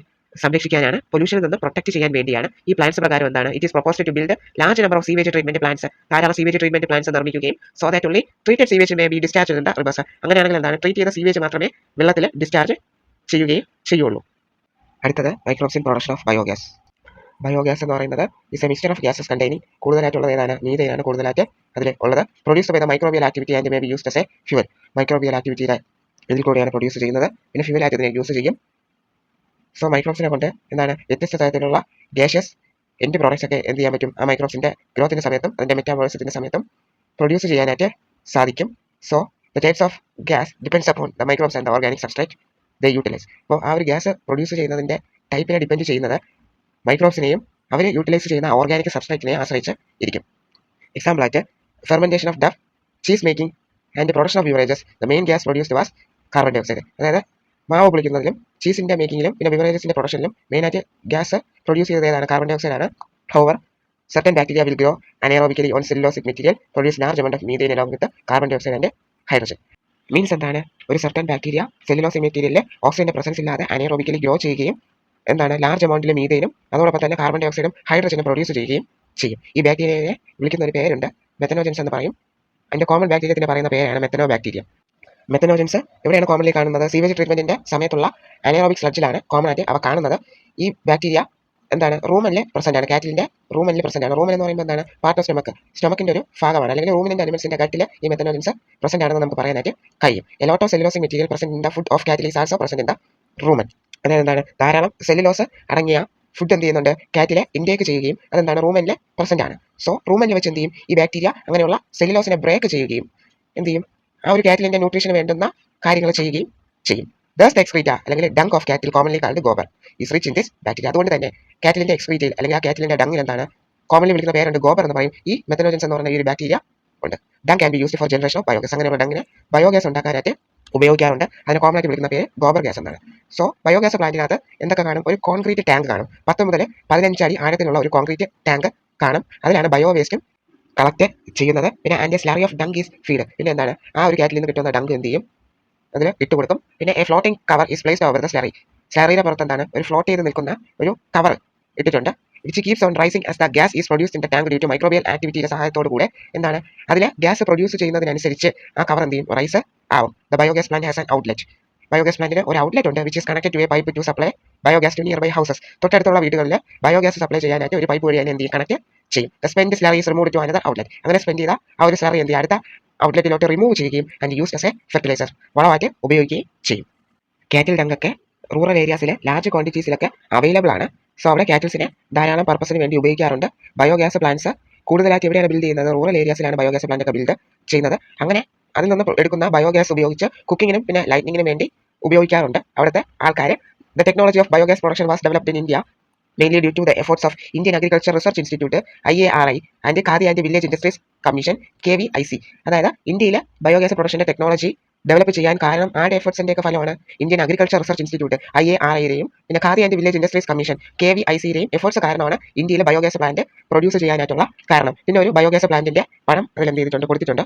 ഗ്യാസ് വരാൻ ഒരു പ്രത്യേക സ്പേസ് കൊടുത്തിട്ടുണ്ട്. പിന്നെ കവർ കൊടുത്തിട്ടുണ്ട്. മൈക്രോവേവ് ആക്ഷൻ കാരണം ഗ്യാസ് നിറയുന്നതിനനുസരിച്ച് ഈ കവർ എന്ത് ചെയ്യും പൊങ്ങി പോകും. നമ്മൾ നേരത്തെ പറഞ്ഞതാണ്. IARI KVIC ഇതിൻ്റെയൊക്കെ ഫുൾ ഫോം ഒക്കെ പഠിച്ച് വെച്ചിരിക്കുക. പിന്നെ ഈ ബയോഗ്യാസ് പ്ലാന്റിന്റെ ഡയഗ്രാം നോക്കി വെച്ചിരിക്കുക. ചിലപ്പോൾ നിങ്ങളുടെ അടുത്ത് എന്താണ് അടയാളപ്പെടുത്താനായിട്ട് ചോദിക്കും. സോ ഈ ഡയഗ്രാം വളരെ ഇമ്പോർട്ടൻ്റ് ആണ്. ഡങ്കും വാട്ടറും ഒഴിക്കാൻ എന്താണ് പ്രത്യേക സ്പേസ് ഇതിൽ കാണാനായിട്ട് സാധിക്കും. അത് നേരെ വന്ന് വീഴുന്നത് ഡൈജസ്റ്റർ എന്ന് പറയുന്ന ഒരു പാർട്ടിലോട്ടാണ്. പിന്നെ എന്താണ് സ്ലഡ്ജ് കോരി മാറ്റാനുള്ള ഒരു പ്രത്യേക സ്പേസ് ഉണ്ട്. പിന്നെ എന്താണ് ഗ്യാസിനെ ഹോൾഡ് ചെയ്ത് നിർത്താനായിട്ട് ഗ്യാസ് ഹോൾഡർ ഉണ്ട്. പിന്നെ ഗ്യാസ് വരുന്ന ഒരു ഔട്ട്ലെറ്റ് ഇതിൽ കാണാനായിട്ട് സാധിക്കും. ഇതിൽ പ്രസന്റ് ആയിരിക്കുന്ന ഗ്യാസ് ഏതൊക്കെയാണെന്ന് വെച്ചാൽ മീഥെയ്ൻ, കാർബൺ ഡൈ ഓക്സൈഡ്, പിന്നെ ഹൈഡ്രജൻ സൾഫൈഡ് ആണ്. സോ ഈ പിക്ചർ എല്ലാവരും പഠിച്ചു വെക്കുക. ബയോളജി എന്ന് പറയുന്ന സബ്ജക്റ്റിൽ ഡയഗ്രാംസ് എല്ലാം വളരെ ഇമ്പോർട്ടൻ്റ് ആണ്. സോ ഒരു ഡയഗ്രാംസ് വിടാതെ എന്ത് ചെയ്യുക കൃത്യമായിട്ട് തന്നെ പഠിച്ചു വെക്കുക. അടുത്തത് microbes as bio control agents. Bio control എന്ന് പറയുന്നത് ബയോളജിക്കൽ മെത്തേഡ് ഉപയോഗിച്ചുകൊണ്ട് പ്ലാന്റ് ഡിസീസസിനെയും പെസ്റ്റിനെയൊക്കെ കൺട്രോൾ ചെയ്യുന്ന ഒരു മെത്തേഡാണ്. മോഡേൺ സൊസൈറ്റിയിലെ ധാരാളം പ്രോബ്ലംസ് എന്താണ് ഈ കെമിക്കൽസ് ഒക്കെ ഉപയോഗിക്കുമ്പോൾ ഉണ്ടാകാറുണ്ട്. കെമിക്കൽസ് ആയിട്ടുള്ള ഇൻസെക്ടിസൈഡ്സും പെസ്റ്റിസൈഡ്സും ഒക്കെ. ഈ കെമിക്കൽസ് ഒക്കെ ടോക്സിക് ആണ്. പിന്നെ എന്താണ് ഹ്യൂമൻ ബീങ്സിനും അനിമൽസിനും എൻവയോൺമെൻറ്റും ഒക്കെ ഹാംഫുള്ളും ആണ്. അതേസമയം പൊല്യൂട്ടിംഗ് ആണ്. സോയിലിനും ഗ്രൗണ്ട് വാട്ടറിനും ഫ്രൂട്ട്സിനും വെജിറ്റബിൾസിനും പിന്നെ പ്ലാന്റ്സിനും ഒക്കെ എന്താണ് ഹാംഫുള്ളും പൊല്യൂട്ടിങ്ങും ആണ്. നമ്മൾ വീഡ്സിനെ മലയാളം കളകൾ എന്ന് പറയും. വീഡ്സിനെയൊക്കെ റിമൂവ് ചെയ്യാനായിട്ട് നമ്മൾ വീഡിസൈഡ്സ് ഒക്കെ യൂസ് ചെയ്യും. പക്ഷേ അത് സോയിലിനെ എന്ത് ചെയ്യും പൊല്യൂട്ട് ചെയ്യും. Bio control of pest and diseases ആണ് നെക്സ്റ്റ് ടോപ്പിക്. അഗ്രികൾച്ചറിൽ പെസ്റ്റിനെ കൺട്രോൾ ചെയ്യാനായിട്ട് ഒരു മെത്തേഡ് ഉണ്ട്. അതിനെ വിളിക്കുന്ന പേരാണ് നാച്ചുറൽ പ്രിഡേഷൻ. കെമിക്കൽസിൻ്റെ സഹായമൊന്നും ഇല്ലാതെ ഈ നാച്ചുറൽ പ്രിഡേഷൻ ഉപയോഗിച്ച് പെസ്റ്റിനെയൊക്കെ കൺട്രോൾ ചെയ്യാനായിട്ട് സാധിക്കും. ഒരു ഓർഗാനിക് ഫാമറിൻ്റെ വിശ്വാസം അനുസരിച്ച് ബയോഡൈവേഴ്സിറ്റിയാണ് ഹെൽത്തിൻ്റെ ആധാരം എന്ന് പറയുന്നത്. അതുകൊണ്ട് തന്നെ ഒരു ലാൻഡ്സ്കേപ്പിൽ എന്തുമാത്രം വെറൈറ്റി ഉണ്ടാകുന്നോ അതിനനുസരിച്ച് അതിൻ്റെ സസ്റ്റൈനബിലിറ്റി കൂടും. അതുകൊണ്ട് തന്നെ ഓർഗാനിക് ഫാമേഴ്സ് എന്ത് ചെയ്യാറുണ്ട്? Works to create a system where the insects that are sometimes called pest are not eradicated. അതായത് ഈ പെസ്റ്റ് ഒന്നും വരാത്ത രീതിയിലുള്ള ഒരു സിസ്റ്റം ക്രിയേറ്റ് ചെയ്യാനായിട്ട് ഫാമേഴ്സ് വർക്ക് ചെയ്തുകൊണ്ടിരിക്കുകയാണ്. But instead are kept at manageable levels by a complex system of checks and balance with a living and vibrant ecosystem. Contrary to the conventional farming practices, which often use chemical methods to kill both useful and harmful forms. Conventional farming practices ഒഴിവാക്കിയിട്ടുണ്ട്. അതിന് കാരണമായിട്ട് പറയുന്നത് അത് chemical methods വഴിയാണ് use ചെയ്യുന്നത്. അത് നമുക്ക് വേണ്ടുന്നതും പിന്നെ ഹാംഫുൾ ആയിട്ടുള്ളതുമായിട്ടുള്ള എല്ലാ മൈക്രോബ്സിനെയും കില്ല് ചെയ്യുകയും ചെയ്യും. സോ ആ ഒരു മെത്തേഡ് നമുക്ക് എന്ത് ചെയ്യാൻ പറ്റത്തില്ല, ഇംപ്ലിമെന്റ് ചെയ്യാനായിട്ട് സാധിക്കത്തില്ല. The organic farmer holds the view that the eradication of the creatures that are often described as pests is not only possible. എന്താണ് പെസ്റ്റ് കൺട്രോളിംഗ് അത്ര പെട്ടെന്ന് പോസിബിൾ അല്ല എന്നാണ് ഓർഗാനിക് ഫാമർ ചിന്തിക്കുന്നത്. But also undesirable for without them the beneficial predatory and parasitic insects which depend upon them as food or host would not be able to survive. ആ pest ഒന്നും ഇല്ലാതെ തന്നെ ആ പെസ്റ്റിനെ ഡിപ്പെൻഡ് ചെയ്തിരിക്കുന്ന പ്രിഡേറ്റേഴ്സും അല്ലെങ്കിൽ പാരസൈറ്റിക് ആയിട്ടുള്ള അതിൻ്റെ ഹോസ്റ്റും എന്ത് ചെയ്യത്തില്ല, സർവൈവ് ചെയ്യത്തില്ല. ബയോ കൺട്രോൾ മെഷർ ഉപയോഗിക്കുകയാണെങ്കിൽ എന്ത് ചെയ്യും, നമ്മൾ ടോക്സിക് കെമിക്കൽസ് ആയിട്ടുള്ള വീഡിസൈഡ്സ് പെസ്റ്റിസൈഡ്സ് ഒക്കെ ഉപയോഗിക്കുന്നത് കുറയ്ക്കാനായിട്ട് സഹായിക്കും. An important part of the biological farming approach is to become familiar with the various life forms that inhibit the field predators as well as pests and also their life cycles, pattern of feeding and the habitats they prefer. This will help develop appropriate means of biocontrol. Biological ഫാമിങ്ങിന്റെ ഒരു important part എന്ന് പറഞ്ഞാൽ ഫീൽഡ്സിലുള്ള important life ഫോംസിനെ പറ്റി പഠിക്കുക, അവരുടെ predators പിന്നെ പെസ്റ്റിനെ പറ്റി പഠിക്കുക, പിന്നെ അവരുടെ ലൈഫ് സൈക്കിൾ, അവർ എന്തൊക്കെ ഫുഡ്സ് ആണ് കഴിക്കുന്നത്, പിന്നെ എങ്ങനെയുള്ള ഹാബിറ്റേറ്റ്സ് ആണ് അവർ കൺസിഡർ ചെയ്യുന്നത്, ഇങ്ങനെയുള്ള കാര്യങ്ങളൊക്കെ അറിഞ്ഞാൽ മാത്രമേ എന്ത് ചെയ്യാൻ പറ്റത്തുള്ളൂ, ബയോ കൺട്രോളിന് പ്രത്യേക മെഷർ നമുക്ക് എടുക്കാനായിട്ട് സാധിക്കത്തുള്ളൂ. ബയോ കൺട്രോൾ എന്ന് പറഞ്ഞാൽ കെമിക്കൽ ഫെർട്ടിലൈസേഴ്സോ ടോക്സിക് ആയിട്ടുള്ള സംഭവങ്ങളൊന്നും ഉപയോഗിക്കാതെ ഒരു ഇൻസെക്റ്റിന്റെ പ്രിഡേറ്റർ, ആ ഇൻസെക്റ്റിന്റെ ശത്രുവിനെ കൊണ്ട് തന്നെ ആ ഒരു ദോഷമായിട്ടുള്ള ഇൻസെക്റ്റിനെ നശിപ്പിക്കുന്ന ഒരു പ്രോസസ്സാണ് ഈ പറയുന്ന ബയോ കൺട്രോൾ എന്ന് പറയുന്നത്. അതാകുമ്പോൾ എന്താണ്, എൻവയോൺമെന്റിലുള്ള ബാക്കി ജീവജാലങ്ങൾക്ക് ജീവഹാനിയൊന്നും സംഭവിക്കുകയില്ല, നമുക്ക് യൂസ്ഫുൾ ആയിട്ടുള്ള മൈക്രോബ്സ് അവിടെ ഉണ്ടാവുകയും ചെയ്യും. ചുവപ്പ് നിറത്തിലെ കറുത്ത മാർക്കിംഗ് ഉള്ള ബീറ്റിലായിട്ടുള്ള ലേഡി ബേർഡും പിന്നെ ഡ്രാഗൺ ഫ്ലൈനെയും അപ്പിഡ്സിനെയും മോസ്കിറ്റോസിനെയൊക്കെ പ്രിവെന്റ് ചെയ്യാൻ യൂസ്ഫുൾ ആണ്. അതുപോലെ തന്നെ ബട്ടർഫ്ലൈ കാറ്റർപില്ലേഴ്സിനെയൊക്കെ കൺട്രോൾ ചെയ്യാൻ ബാക്ടീരിയ ആയിട്ടുള്ള ബാസിലസ് തുറിഞ്ചെൻസിസ് ബീറ്റി എന്ന് പറയും, അതും അവൈലബിൾ ആണ് സാച്ചറ്റ്സിന്റെ രൂപത്തിലും എന്താണ് ഡ്രൈഡ് സ്പോർ ആയിട്ട്. അതെന്ത് ചെയ്യുക, വെള്ളത്തിൽ മിക്സ് ചെയ്ത് വളറബിൾ ആയിട്ടുള്ള ചെടികൾക്ക്, വിലപിടിപ്പുള്ള ചെടികൾക്ക് എന്ത് ചെയ്യുക, തളിച്ചു കൊടുക്കുക. എക്സാമ്പിൾ ആയിട്ട് പറയുന്നത് ബ്രാസിക്കാസ് ആൻഡ് ഫ്രൂട്ട് ട്രീസ് ആണ്. അപ്പോൾ എന്ത് ചെയ്യും, ഈ ഇൻസെക്ട് ലാർവെ ഇതിനെ കഴിക്കുകയും ആ ലാർവയിലെ ഗട്ടിൽ വെച്ച് എന്ത് ചെയ്യും, ഈ ടോക്സിന് റിലീസ് ആവുകയും ആ ലാർവ മരിച്ചു പോവുകയും ചെയ്യും. സോ ഈ ഒരു ബാക്ടീരിയൽ ഡിസീസ് കാറ്റർപില്ലറിനെ മാത്രം കൊല്ലുകയും ബാക്കിയുള്ള ജീവജാലങ്ങൾക്ക് ഒരു ഹാനിയും ഇല്ലാതെ വിടുകയും ചെയ്യും. ഇതിനെപ്പറ്റി നമ്മൾ ഡീറ്റെയിൽ ആയിട്ട് ബയോടെക്നോളജി ആൻഡ് ആപ്ലിക്കേഷൻസ് എന്ന് പറയുന്ന ചാപ്റ്ററിൽ പഠിക്കുന്നുണ്ട്. ഈ ഒരു പെസ്റ്റ് ഈ ഒരു പ്ലാന്റ്സിനെ കഴിക്കുകയും ആ ഒരു ടോക്സിൻ അതിന്റെ ഗട്ടിൽ ചെന്ന് ആക്റ്റീവ് ആവുകയും എന്ത് ചെയ്യും, അതിനകത്തുള്ള ടോക്സിൻ എന്താണ് ആ ഒരു പെസ്റ്റിന്റെ ഗട്ടിന്റെ ആൽക്കലൈൻ pH കാരണം ആക്റ്റീവ് ആവുകയും എന്ത് ചെയ്യും, ആ ഒരു പെസ്റ്റിനെ പ്രോട്ടീൻ സിന്തസൈസ് ചെയ്യുന്നതിൽ നിന്ന് തടയുകയും മിഡ് ഗട്ട് എപ്പിത്തീലിയൽ സെൽസിലെ ഡബിൾ സ്റ്റാൻഡേർഡ് ആയിട്ടുള്ള mRNA വന്ന് ബൈൻഡ് ചെയ്യുകയും എന്ത് ചെയ്യും, പിന്നെ സെല്ല് പൊട്ടിത്തെറിച്ച് ആ ഒരു പെസ്റ്റ് എന്ത് ചെയ്യും, മരിക്കുകയും ചെയ്യും. സോ ഇത് BT കോട്ടൺ എന്ന് പറയുന്ന ഒരു പ്ലാന്റിൽ നമ്മൾ എന്ത് ചെയ്യും, ഈ ഒരു ബാക്ടീരിയ ബാസിലസ് തുറിഞ്ചെൻസിസ് എന്ന് പറയുന്ന ബാക്ടീരിയയുടെ ജീൻ എന്ത് ചെയ്യും, ഇൻകോപ്പറേറ്റ് ചെയ്ത് ജനറ്റിക്കൽ എഞ്ചിനീയറിംഗ് സഹായത്തോടെ വെച്ച് കൊടുക്കുകയും അങ്ങനെ അത് കഴിക്കുന്ന ആ ഒരു പെസ്റ്റിന് മാത്രം എന്ത് ചെയ്യും, ഇത് സംഭവിക്കുകയും ചെയ്യും. ബാക്കിയുള്ള ഇൻസെക്ട്സിനൊന്നും ഒരു കുഴപ്പമില്ല. അത് ടാർഗറ്റ് ആയിട്ട് വെച്ചിട്ടുള്ള ആ ഒരു പെസ്റ്റിന് മാത്രമാണ് എന്ത് ചെയ്യുന്നത്, ഇത് ദോഷമായിട്ട് വരുന്നത്. ഈ സ്പ്രേ ചെയ്ത് കൊടുക്കുന്നത് ഇതേപോലെ തന്നെയാണ്. ജനറ്റിക് എഞ്ചിനീയറിംഗിന്റെ ഡെവലപ്മെന്റിലൂടെ എന്ത് ചെയ്തു, ബാസിലസ് തുറിഞ്ചെൻസിസ് എന്ന് പറയുന്ന ബാക്ടീരിയയുടെ ടോക്സിൻ ജീന് പ്ലാന്റ്സിലോട്ട് സയന്റിസ്റ്റുമാർ ഇൻകോപ്പറേറ്റ് ചെയ്ത് വെച്ച് കൊടുത്തു. സോ അങ്ങനെയുള്ള പ്ലാന്റ്സ് ഒക്കെ എന്താണ്, പെസ്റ്റിൽ നിന്നൊക്കെ റെസിസ്റ്റന്റ് ആയിരിക്കും. എക്സാമ്പിളായിട്ട് പറയാനുള്ളത് BT കോട്ടൺ ആണ്. അങ്ങനെ നമ്മുടെ എന്താണ് ഇന്ത്യയിലെ ചില സ്റ്റേറ്റ്സിലൊക്കെ കൾട്ടിവേറ്റ് ചെയ്യുന്നതാണ് BT കോട്ടൺ എന്ന് പറഞ്ഞാൽ എന്താണ്, പെസ്റ്റ് റെസിസ്റ്റന്റ് ആയിട്ടുള്ള ബാസിലസ് തുറിഞ്ചെൻസിസ് എന്ന് പറയുന്ന ജീന് അതിൽ എന്ത് ചെയ്തിട്ടുണ്ട്, ഇൻകോപ്പറേറ്റ് ചെയ്ത് വെച്ച് കൊടുത്തിട്ടുണ്ട്. പ്ലാന്റ് ഡിസീസസിന്റെ ട്രീറ്റ്മെന്റിന് വേണ്ടി ഉപയോഗിക്കുന്ന ഒരു ഫംഗസ് ഉണ്ട്, ട്രൈക്കോഡെർമ എന്ന് പറയും. ട്രൈക്കോഡെർമ സ്പീഷീസ് ഒക്കെ ഫ്രീ ലിവിംഗ് ആയിട്ടുള്ള ഒരു ഫംഗസ് ആണ്. റൂട്ട് എക്കോസിസ്റ്റത്തിലാണ് കാണുന്നത്, അല്ലെങ്കിൽ റൂട്ട്സിലാണ് ഇത് കാണുന്നത്. They are effective bio control agents four several plant pathogens. ധാരാളം പ്ലാന്റ് പാത്തോജൻസിനെ കൺട്രോൾ ചെയ്യാനുള്ള എഫക്റ്റീവ് ആയിട്ടുള്ള ഒരു ഏജന്റ് ആണ് ഈ ട്രൈക്കോഡെർമ എന്ന് പറയുന്നത്. നെക്സ്റ്റ് ബാക്ടീരിയ വൈറസ് ആണ്. ഇവരും പാത്തോജൻ ആണ്. ഇൻസെക്റ്റിനെയും പിന്നെ മറ്റുള്ള ആർത്രോപോഡ്സിനെ ഒക്കെ അറ്റാക്ക് ചെയ്യും. ആർത്രോപോഡ്സ് ഫാമിലിയുടെ എക്സാമ്പിൾ ഗ്രാസ്ഹോപ്പർ ആണ്. The majority of this used as biological control agents are in the genus nucleopolyhedrovirus. അപ്പോൾ മെജോറിറ്റി ആയിട്ടുള്ള ഇവയുടെ ജീനസ് ഏതാണ്, ന്യൂക്ലിയോ പോളിഹെഡ്രോ വൈറസ് ആണ് ജീനസ് എന്ന് പറയുന്നത്. These viruses are excellent candidates for species specific narrow spectrum insecticidal applications. എന്ന് പറഞ്ഞാൽ ഈ വൈറസുകൾ സ്പീഷ്യസിന് സ്പെസിഫിക് ആണ്. അതായത് നിശ്ചിത സ്പീഷ്യസിന് മാത്രമേ എന്ത് ചെയ്യത്തുള്ളൂ, ഇതിന്റെ എഫക്റ്റ് ഏൽക്കത്തുള്ളൂ. അതുപോലെ തന്നെ ഇതിന് വലിയ സ്പെക്ട്രമാണ് ഉള്ളത്. പിന്നെ ഇൻസെക്ടിസൈഡൽ ആയിട്ടുള്ള ആപ്ലിക്കേഷൻസും ഇതിന് ഉണ്ട്. അവർക്ക് എന്താണ്, പ്ലാന്റ്സിനും മാമൽസിനും ബേർഡ്സിനും പിന്നെ ഫിഷിന് അല്ലെങ്കിൽ അവ ടാർഗറ്റ് ചെയ്യാത്ത ഇൻസെക്റ്റിനൊന്നും തന്നെ എന്താണ് ഒരു നെഗറ്റീവ് ഇമ്പാക്റ്റ് ഒന്നും എന്ത് ചെയ്യാൻ പറ്റത്തില്ല, വരുത്താനായിട്ട് സാധിക്കത്തില്ല. This is especially desirable when beneficial insects are been conserved to aid in an overall integrated pest management IPM programme or when an ecologically sensitive areas been treated. ഒരു എക്കോളജിക്കൽ ആയിട്ടുള്ള ഒരു sensitive area നമ്മൾ treat ചെയ്യുമ്പോൾ നിശ്ചിത ജീവജാലങ്ങൾ അവിടെ എന്ത് ചെയ്യും, ഉണ്ടാവുകയും, അതായത് മനുഷ്യന് യൂസ്ഫുൾ ആയിട്ടുള്ള മൈക്രോബ്സ് അവിടെ ഉണ്ടാവുകയും ടാർഗറ്റഡ് ആയിട്ടുള്ള ജീവജാലങ്ങൾ അവിടെ നിന്ന് റിമൂവ് ആവുകയും ചെയ്യും. അതാണ് ഈ integrated pest management programme IPM പ്രോഗ്രാമിലും അത് തന്നെയാണ് പറയുന്നത്. ഈ ന്യൂക്ലിയോ പോളിഹെഡ്രോ വൈറസ് കൊണ്ട് എന്നാൽ മനുഷ്യനും മാമൽസിനും നമുക്കൊന്നും ഒരു നെഗറ്റീവ് ഇമ്പാക്റ്റ് ഒന്നുമില്ല. അവ ടാർഗറ്റ് ചെയ്യുന്ന ജീവജാലങ്ങൾ ഏതൊക്കെയാണ്, ഇൻസെക്റ്റിനെയും പിന്നെ മറ്റു ആർത്രോപോഡ്സ് ഗ്രാസ്ഹോപ്പർ പോലെയുള്ള ജീവജാലങ്ങൾക്കുമാണ് അവ ഭീഷണിയായിട്ട് വരുന്നത്. അല്ലാത്തവർക്ക് എന്താണ് ഒരു നെഗറ്റീവ് ഇമ്പാക്ട്സും ഇല്ല.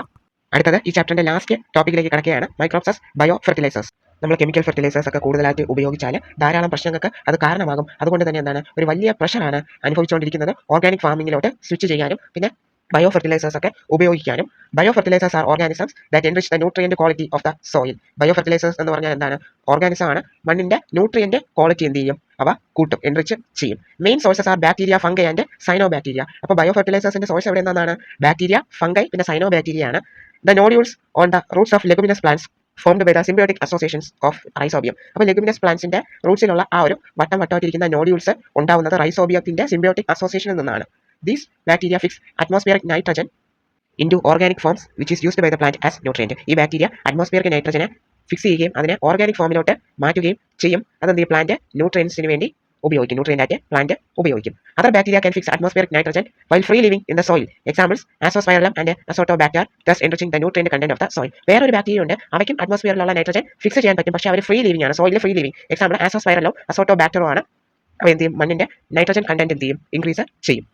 ഫംഗസ് പ്ലാന്റ്സുമായിട്ട് സിംബയോട്ടിക് അസോസിയേഷൻസ് ഫോം ചെയ്യുന്നതിനെയാണ് മൈക്കോറൈസ എന്ന് പറയുന്നത്. പിന്നെ എന്താണ്, ഗ്ലോമസ് എന്ന് പറയുന്ന ജീനസിലുള്ള ധാരാളം മെമ്പേഴ്സ് എന്ത് ചെയ്യുന്നുണ്ട്, മൈക്കോറൈസ ഫോം ചെയ്യുന്നുണ്ട്. The fungal symbiont in these associations absorb phosphorus from soil and passes to the plant. അപ്പോൾ ഇതിലുള്ള ഫംഗൽ സിംബയോണ്ട് എന്ത് ചെയ്യുന്നുണ്ട്, ഈ അസോസിയേഷൻ വഴി ഫോസ്ഫറസ് വലിച്ചെടുക്കുകയും മണ്ണിലൂടെ ഫോസ്ഫറസ് വലിച്ചെടുക്കുകയും അത് പ്ലാന്റിൽ പാസ് ചെയ്യുകയും ചെയ്യും. Plants have such associations show other benefits also. അങ്ങനെയുള്ള പ്ലാന്റ്സിന് എന്താണ് വേറെ നേട്ടങ്ങളും ഉണ്ട്, ഗുണങ്ങളും ഉണ്ട്. Such as resistance to root borne pathogens. Root borne പാത്തജൻസിനെതിരായിട്ടുള്ള റെസിസ്റ്റൻസ്, ടോളറൻസ് ടു സലൈനിറ്റി. അതായത് എന്താണ്, ഏത് ക്ലൈമാറ്റിക് കണ്ടീഷൻസിലും എന്ത് ചെയ്യുക, അവർക്ക് പിടിച്ചു നിൽക്കാൻ സാധിക്കും. Salinity and drought. പിന്നെ and an overall increase in plant growth and development. പ്ലാന്റിന്റെ ഗ്രോത്തിനും അതിന്റെ ഡെവലപ്മെന്റ് കൂട്ടാനും ഉപയോഗപ്രദമാണ്. അടുത്ത cyanobacteria are autotrophic microbes widely distributed in aquatic and terrestrial environments. Many of which can fix atmospheric nitrogen. അപ്പോൾ സൈനോ bacteria എന്ന് പറഞ്ഞാൽ എന്താണ്, ഓട്ടോട്രോപിക് ആയിട്ടുള്ള മൈക്രോബാണ്. എന്ന് പറഞ്ഞാൽ എന്താണ്, സ്വയം ഫുഡ് പ്രിപ്പയർ ചെയ്യാൻ കഴിയുന്ന ഒരു മൈക്രോബാണ്. അവ എവിടെയാണ് കാണപ്പെടുന്നത്, അക്വാറ്റിക്കിലും, വെള്ളത്തിലും പിന്നെ ടെറസ്ട്രിയൽ എൻവയോൺമെന്റ് കരയിലൊക്കെ കാണാനായിട്ട് സാധിക്കും. സോ ഇതിൽ കൂടുതലുള്ള ഇതിനൊക്കെ എന്താണ്, അറ്റ്മോസ്ഫിയറിക് നൈട്രജൻ ഫിക്സ് ചെയ്യാനായിട്ട് സാധിക്കും. എക്സാമ്പിൾ ആയിട്ട് പറയുന്നത് Anabaena, Nostoc, Oscillatoria etcetera. Anabaena, Nostoc, Oscillatoria ആണ് എക്സാമ്പിൾ ആയിട്ട് പറയുന്നത്. ഇൻ പാഡി ഫീൽഡ്സ്, പാഡി ഫീൽഡുകളിൽ cyanobacteria serves an important biofertilizer ആയിട്ട് നമ്മൾ സൈനോ ബാക്ടീരിയനെ ഉപയോഗിക്കുന്നുണ്ട്. അടുത്ത ബ്ലൂ ഗ്രീൻ ആൽഗയാണ്. Blue green alga also add organic matter to the soil and increase its fertility. Blue green alga എന്ത് ചെയ്യും?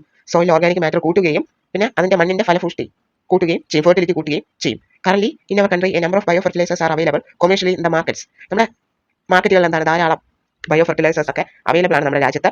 Farmers use this regularly in their fields. കൃഷിക്കാരന്മാർ എന്ത് ചെയ്യും? കർഷകർ ഈ കാര്യങ്ങളൊക്കെ എന്ത് ചെയ്യും? റെഗുലറായിട്ട് അവരുടെ കൃഷിയിടങ്ങളിൽ ഉപയോഗിക്കുകയും ടു റിപ്ലനിഷ് സോയിൽ ന്യൂട്രിയൻസ് ഒക്കെ റീപ്ലനിഷ് ചെയ്യാൻ to reduce dependence on chemical ഫെർട്ടിലൈസേഴ്സിന്റെ ആശ്രയം കുറച്ച് നാച്ചുറൽ ആയിട്ടുള്ള കൃഷിയിൽ എന്ത് ചെയ്യും? കൺവെൻഷണൽ ഫാമിങ്ങിനെ അവർ പ്രോത്സാഹിപ്പിക്കുകയും ചെയ്യും. അടുത്തത് ഈ ചാപ്റ്ററിന്റെ കൺക്ലൂഷൻ ആണ്. So it is clear from the diverse uses human beings have put microbes to that they play an important role in welfare of human society. So എന്താണ് മനുഷ്യന്റെ പല വിധത്തിലുമുള്ള ഉപയോഗത്തിന്റെ അടിസ്ഥാനത്തിൽ നമുക്ക് പറയാനായിട്ട് സാധിക്കും എന്താണ് മൈക്രോബ്സ് ഹ്യൂമൻ സൊസൈറ്റിയുടെ വെൽഫെയറിന് വേണ്ടി ഇമ്പോർട്ടന്റ് ആയിട്ടുള്ള ഒരു റോളാണ് വഹിക്കുന്നത്. അടുത്തത് ഒരു മാച്ച് ദ ഫോളോയിങ് പോലെ ജസ്റ്റ് ഒന്ന് നിങ്ങൾക്ക് പഠിച്ച കാര്യങ്ങൾ കുറച്ചുകൂടെ ഒന്ന് ഓർത്തെടുക്കാനും പിന്നെ എളുപ്പമാക്കാനും വേണ്ടി ക്രിയേറ്റ് ചെയ്തതാണ്. സോ ഇത് നിങ്ങൾ മാച്ച് ചെയ്യുന്ന വേണ്ട കറക്റ്റ് ആയിട്ടുള്ള പേരിനെയാണ് ഓരോന്നിന്റെ നേർക്ക് എടുത്ത് വെച്ചിരിക്കുന്നത്. സോ നമുക്ക് ഓരോന്നായിട്ട് നോക്കാം. First one lactobacillus. നമുക്കറിയാം ഇതൊരു ബാക്ടീരിയയാണ്. ബാക്ടീരിയ യൂസ് എന്താണ്? മിൽക്ക് ടു കേർഡ്, പാലിനെ തൈരാക്കാൻ വേണ്ടി. അടുത്ത സക്കാരോമൈസസ് സർവീസ്, അതൊരു ഈസ്റ്റ് ആണ്, ബേക്കേഴ്സ് ഈസ്റ്റ് എന്ന് നമ്മളതിന് പറയും. പിന്നെ പ്രൊപ്പയോണി ബാക്ടീരിയം, ഷർമാനി എന്താണ്? സിസ്റ്റീസ്. സ്റ്റെഫൈലോകോക്കെ ബാക്ടീരിയ, പെൻസിലിൻ. പിന്നെ ആസ്പെർജില്ലസ് നിഗർ എന്ന് പറഞ്ഞ ഒരു ഫംഗസ് ആണ്, സിട്രിക് ആസിഡിലുള്ളതാണ്. ക്ലോസ്ട്രിഡിയം ബ്യൂട്ടൈലിക്കം ഒരു ബാക്ടീരിയയാണ്, അതിന്റെ കറക്റ്റ് പേര് ബ്യൂട്ടൈറിക് ആസിഡ്. ഇനി ലിപ്പൈസസ് എന്ന് പറയുമ്പോൾ removes oil stains, oil stain ഒക്കെ റിമൂവ് ചെയ്യും. ഇത് നമ്മൾ എന്താണ് ഫസ്റ്റ് സെക്ഷനിലൊക്കെ പഠിച്ച കാര്യങ്ങളാണ്. ഇത് നിങ്ങൾക്ക് എന്താണ് ഈ ഒരു ഓർഡറിൽ നിങ്ങൾ എന്ത് ചെയ്യുക? പഠിച്ച് വച്ചിരിക്കുക. പ്രത്യേകിച്ച് ഈ പറയുന്ന ഫംഗസ്, ബാക്ടീരിയ, ഈസ്റ്റിന്റെ ഒക്കെ പേര്, അവരുടെ യൂസസ്, ഇതൊക്കെ എന്താണ് എക്സാമിന് ചോദിക്കുന്ന ചോദ്യങ്ങളാണ്. അടുത്തതിലോട്ട് പോകാം. അസറ്റോബാക്ടർ അസറ്റൈ, അത് ബാക്ടീരിയയാണ്, അസറ്റിക് ആസിഡിലുള്ളത്. ലാക്ടോബാസിലസും ബാക്ടീരിയയാണ്, ലാക്ടിക് ആസിഡ്. സക്കാരോമൈസസ് സർവീസ് എന്ന് പറഞ്ഞാൽ ഈസ്റ്റ് ആണ്, പ്രൊഡക്ഷൻ ഓഫ് എത്തനോൾ പ്രൊഡ്യൂസ് ചെയ്യുന്നത്. പിന്നെ പെക്ടിനേസസ് ആൻഡ് പ്രോട്ടിയേസസ് എന്ന് പറഞ്ഞാൽ ക്ലാരിഫിക്കേഷൻ ഓഫ് ബോട്ടിൽഡ് ജ്യൂസിന്റെ ക്ലാരിഫിക്കേഷന് വേണ്ടിയാണ്. സ്ട്രെപ്റ്റോകൈനേസ് എവിടെയാണ്? സ്ട്രെപ്റ്റോകോക്കസ് ബാക്ടീരിയയിൽ നിന്നാണ്. അത് ക്ലോട്ട് ബസ്റ്റ് അറ്റാക്ക് ചെയ്യും. സൈക്ലോസ്പോറിൻ എ എന്ന് പറഞ്ഞാൽ ഫംഗസ് ആണ്. ട്രൈക്കോഡർമ പോളിസ്പോറോ എന്ന് പറയുന്ന ഫംഗസ്, അത് ഇമ്മ്യൂണോ സപ്രസീവ് ഏജന്റ് ആണ്, ഓർഗൻ ട്രാൻസ്പ്ലാന്റേഷൻ നടന്ന പേഷ്യൻസിന്. പിന്നെ സ്റ്റാറ്റിൻസ് എന്ന് പറയുമ്പോൾ ഈസ്റ്റ് ആണ്. ഏത് ഈസ്റ്റ് ആണ്? മൊളസ്കസ് പർപ്യൂരിയസ് എന്ന് പറയുന്ന ഈസ്റ്റ് ആണ്. എന്താണ്? ബ്ലഡ് കൊളസ്ട്രോൾ ലോവറിംഗ് ഏജന്റ് ആണ്. നെക്സ്റ്റ് NCERT ടെക്സ്റ്റ് ബുക്കിലുള്ള സമ്മറിയാണ് ഇവിടെ കൊടുത്തിട്ടുള്ളത്. നിങ്ങൾക്ക് ചാപ്റ്റർ പഠിച്ചു കഴിഞ്ഞ് ഇത് വായിച്ച് നോക്കാവുന്നതാണ്. അപ്പോൾ നിങ്ങൾക്ക് എന്താണ് പഠിച്ച കാര്യങ്ങൾ കുറച്ചുകൂടെ മനസ്സിലാവുന്നതായിരിക്കും, റീകാൾ ചെയ്തെടുക്കാനായിട്ട് സാധിക്കും. പിന്നെ ഈ ചാപ്റ്ററിന്റെ നോട്ട്സ് നിങ്ങൾക്ക് വേണമെങ്കിൽ കമ്മ്യൂണിറ്റി ഗ്രൂപ്പിന്റെ ലിങ്ക് വീഡിയോയുടെ ഡിസ്ക്രിപ്ഷനിൽ കമന്റ് ബോക്സിലൊക്കെ പിൻ ചെയ്ത് വെച്ചിരിക്കുന്നതായിരിക്കും. നിങ്ങൾക്ക് എന്താണ് ഗ്രൂപ്പിൽ ജോയിൻ ചെയ്ത് നോട്ട്സ് അതിൽ നിന്ന് ഡൗൺലോഡ് ചെയ്യാവുന്നതാണ്. ചാപ്റ്റർ കഴിഞ്ഞിട്ടുണ്ട്. ഇത്രയും ടോപ്പിക്സ് ആണ് ഈ ചാപ്റ്ററിൽ പഠിക്കാനുള്ളത്. പിന്നെ ബാക്ടീരിയ പേര്, ഫംഗസിന്റെ പേര്, ഈസ്റ്റിന്റെ പേര്, അതിന്റെ യൂസസ്, അങ്ങനെയുള്ള കാര്യങ്ങളൊക്കെ നിങ്ങൾ എന്ത് ചെയ്യുക? ക്രിസ്റ്റൽ ക്ലിയർ ആയിട്ട് തന്നെ പഠിച്ച് വെച്ചിരിക്കുക. എക്സാമിന് വെയിറ്റേജ് കുറവാണെന്ന് പറഞ്ഞുകൊണ്ട് ഈ ചാപ്റ്ററിനെ ആരും അവോയ്ഡ് ചെയ്യരുത്. നമുക്ക് എന്താണ് മാർക്കൊക്കെ ഈസി ആയിട്ട് സ്കോർ ചെയ്യാൻ പറ്റുന്ന ഒരു ചാപ്റ്ററാണ് മൈക്രോബ്സ് ഇൻ ഹ്യൂമൻ വെൽഫെയർ എന്ന് പറയുന്നത്. സോ എന്താണ് ഈ ക്ലാസ്സിൽ പറഞ്ഞ കാര്യങ്ങൾ എല്ലാവർക്കും ക്രിസ്റ്റൽ ക്ലിയർ ആയിട്ട് മനസ്സിലായെന്ന് വിശ്വസിക്കുന്നു. നിങ്ങൾക്ക് ഈ ക്ലാസ് മനസ്സിലായിട്ടുണ്ടെങ്കിൽ എന്ത് ചെയ്യുക? നിങ്ങളുടെ ഫീഡ്ബാക്സ് ഒക്കെ അറിയിക്കാവുന്നതാണ്. കമന്റ് ബോക്സിലൂടെ നിങ്ങളുടെ ഫീഡ്ബാക്സ് ഒക്കെ അറിയിക്കാവുന്നതാണ്. ഒരു 40 മിനിറ്റ്സിനുള്ളിൽ തന്നെ നമ്മൾ ഈ ചാപ്റ്ററിലുള്ള എല്ലാ കാര്യങ്ങളും എന്ത് ചെയ്തിട്ടുണ്ട്? പറഞ്ഞിട്ടുണ്ട്. എല്ലാ ഇമ്പോർട്ടൻ്റ് ആയിട്ടുള്ള കാര്യങ്ങളും ഈ ഒരു ക്ലാസ്സിൽ ഡിസ്കസ് ചെയ്തിട്ട് ഉണ്ട്. സോ എല്ലാവർക്കും മനസ്സിലായെന്ന് വിശ്വസിക്കുന്നു. മൈക്രോബ്സ് ഇൻ ഹ്യൂമൻ വെൽഫെയർ എന്ന് പറയുന്ന കുട്ടി ചാപ്റ്ററാണ്. നമുക്ക് എന്താണ് ഫുൾ മാർക്ക് ചെയ്യുന്ന ആ ചാപ്റ്ററിൽ നിന്ന് വാങ്ങിക്കാനായിട്ട് സാധിക്കും. സോ എല്ലാവരും നന്നായിട്ട് പഠിക്കുക. അടുത്ത ക്ലാസ്സിൽ വേറൊരു ചാപ്റ്റർ ഡിസ്കസ് ചെയ്യുന്നതായിരിക്കും. നിങ്ങൾക്ക് വല്ല ഡൗട്ട്സ് ഉണ്ടെങ്കിൽ കമൻറ്റ് ചെയ്ത് ചോദിക്കാവുന്നതാണ്. ക്ലാസ് എങ്ങനെ ഉണ്ടായിരുന്നെന്നും കൂടെ എന്ത് ചെയ്യുക? പറയുക. പിന്നെ നിങ്ങളുടെ ബയോളജി ക്രിസ്മസ് എക്സാം എങ്ങനെ ഉണ്ടായിരുന്നെന്നും കൂടെ എന്ത് ചെയ്യുക? പറയുക. സോ എല്ലാവർക്കും ഈ ക്ലാസ് യൂസ്ഫുൾ ആയെന്ന് വിശ്വസിക്കുകയാണ്. എല്ലാവർക്കും താങ്ക് യു.